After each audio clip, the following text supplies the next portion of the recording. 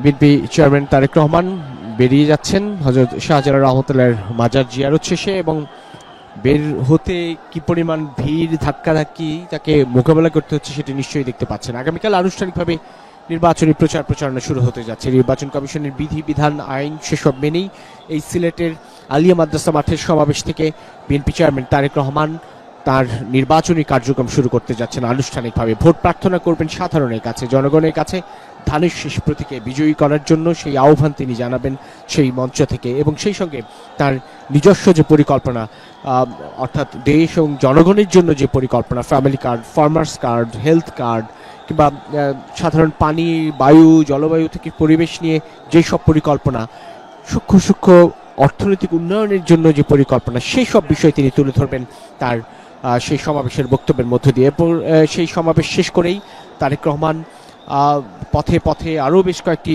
পথসভা করবেন। সেই সমাবেশগুলোতেও স্ব এলাকার, অর্থাৎ যেমন সিলেটে সমাবেশে কেবল সিলেট অঞ্চলের বা সিলেট বিভাগের যে আসনগুলো রয়েছে সেখান থেকে নেতাকর্মীরা আসবেন।